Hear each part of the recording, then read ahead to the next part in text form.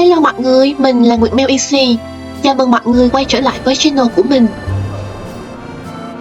Nếu như trong tập trước, chúng ta đã đến những điểm đến rất quen thuộc của Paris như tháp Eiffel hay bảo tàng Louvre, trong tập này chúng ta hãy cùng nhau đến với lâu đài Versailles và đồi Montmartre để thấy một Paris rất khác, đáng nhớ hơn và bình yên hơn.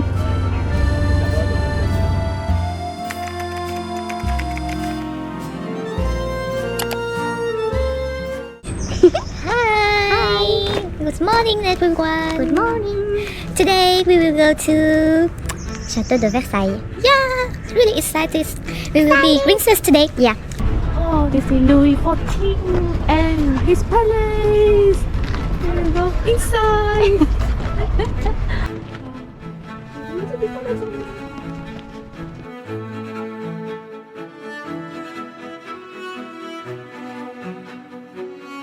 Hôm nay là một ngày rất đặc biệt vì mình và bạn thân mình cuối cùng cũng được đặt chân tới lâu đài Versailles, nơi mà trước giờ tụi mình chỉ thấy trên phim ảnh và trong những cuốn sách lịch sử.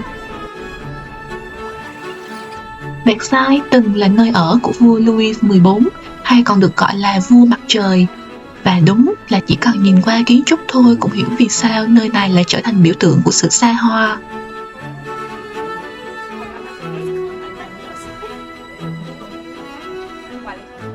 Thật sự là vừa bước tới cổng thôi đã thấy choáng ngợp rồi.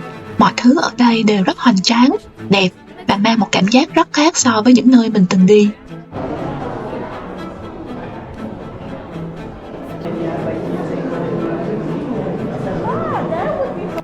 Những bức tường, mái vòm, chi tiết mạ vàng nhìn ở ngoài đời còn ấn tượng hơn rất nhiều so với những hình ảnh. Hai đứa mình vừa đi vừa trầm trồ, kiểu mỗi bước chân lại muốn dừng lại chụp thêm vài tấm hình.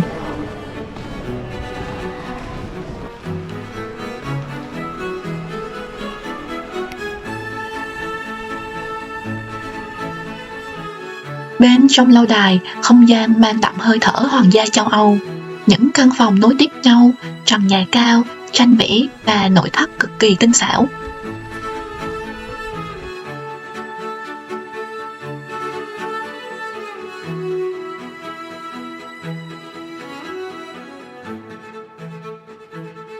Điều mình thích nhất khi đi cùng với bạn thân là cảm giác mọi thứ đều vui hơn.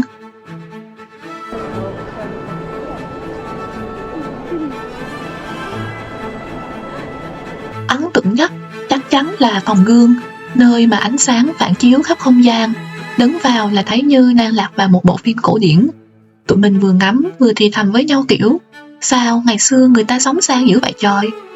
Phòng này không chỉ để cho đẹp đâu, mà ngày xưa còn là nơi diễn ra mấy sự kiện rất quan trọng, từ tiệc tùng cho tới ký kết hiệp ước.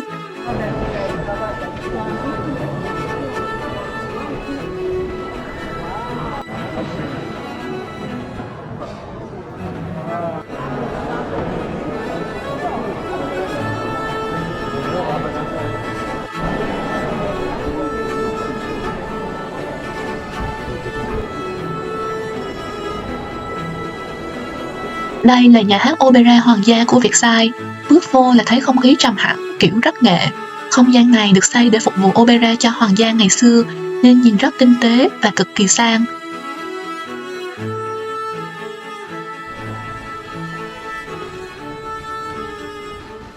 Ra tới khu vườn Versailles thì cảm giác hoàn toàn khác. Không gian mở, cực kỳ rộng, cây xanh được cắt tỉa gọn gàng, lối đi dài tưởng như không có điểm kết thúc. Hai đứa mình đi bộ rất lâu, vừa đi vừa nói chuyện linh tinh, vừa tận hưởng không khí yên bình ở đây. Ở giữa một nơi mang nhiều dấu ấn lịch sử như vậy, bỗng nhiên thấy mọi thứ chậm lại một chút, nhẹ nhàng hơn.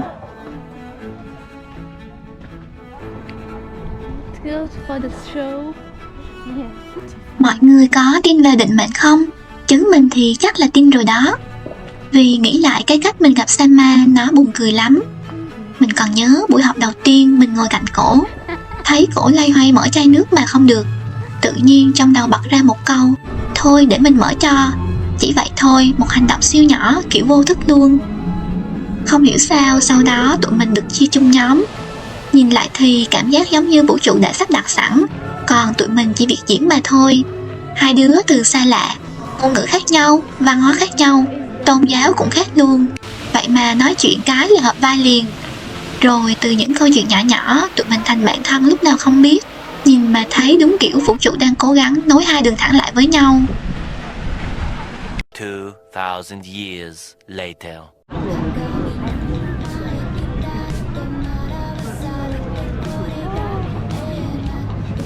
Showing case France's achievement during the 1889 World Fair. Some names visible in your photos. The case is Sau một ngày dài ở Versailles thì lúc này hai đứa cũng đã đuối lắm rồi. Nhưng vì mình muốn ngắm cảnh tháp Eiffel cho nên Sama đã chiều mình.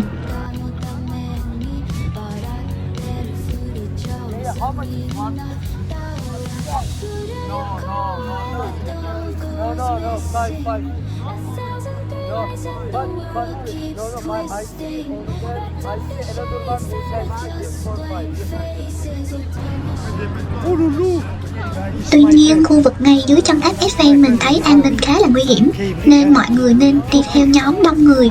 Tốt nhất là nên có các bạn nam đi cùng để đảm bảo an toàn nhé.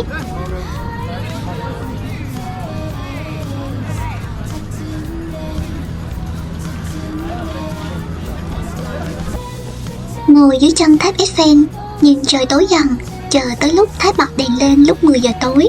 Không làm gì nhiều, chỉ đứng đó thôi mà tim tự nhiên thấy đầy. Kiểu giấc mơ hồi nhỏ của mình từng nghĩ là xa lắm. Giờ quay qua nhìn lại, thì ra mình đang ở đây rồi.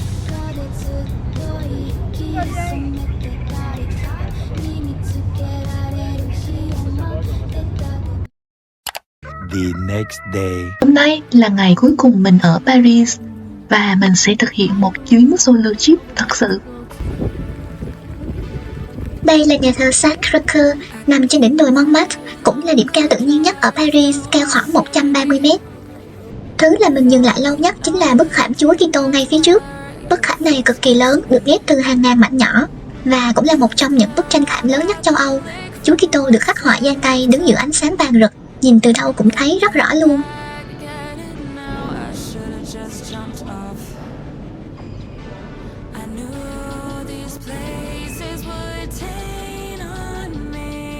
Nhà thờ được xây từ cuối thế kỷ thứ 19 và có một điểm rất hay là đá ở đây càng gặp mưa thì càng trắng, nên Sacré-Cœur lúc nào cũng nhìn sáng và sạch. Kiến trúc thì không quá cầu kỳ kiểu chó ngợp mà mang cảm giác bình yên hơn hẳn so với những công trình khác ở Paris.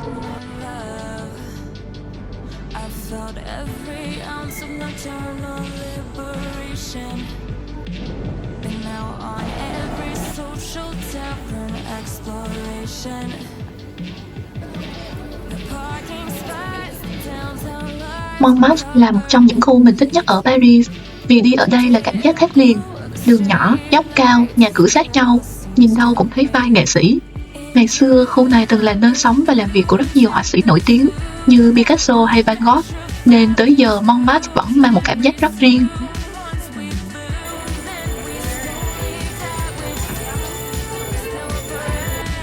Đi lên quanh một chút là thấy La Maison Rose, căn nhà màu hồng nổi tiếng mà chắc ai tới Montmartre cũng muốn ghé. Nhìn ngoài đời dễ thương hơn trên hình rất là nhiều, kiểu một màu hồng pastel nhẹ, nằm gọn ở góc phố nhỏ, đứng vô là thấy vibe Paris liền luôn. Còn đây là bức tường tình yêu, bức tường được ghi chữ I love you bằng 250 ngôn ngữ khác nhau. Mọi người có nhìn thấy chữ anh yêu em ở đằng kia không?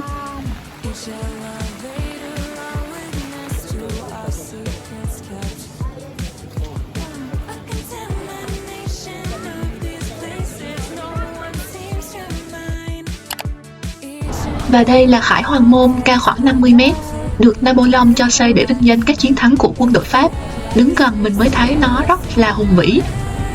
Đây cũng là nơi giao nhau của 12 đại lộ lớn, nên đứng ở đây thấy rõ một Paris rất hoành tráng.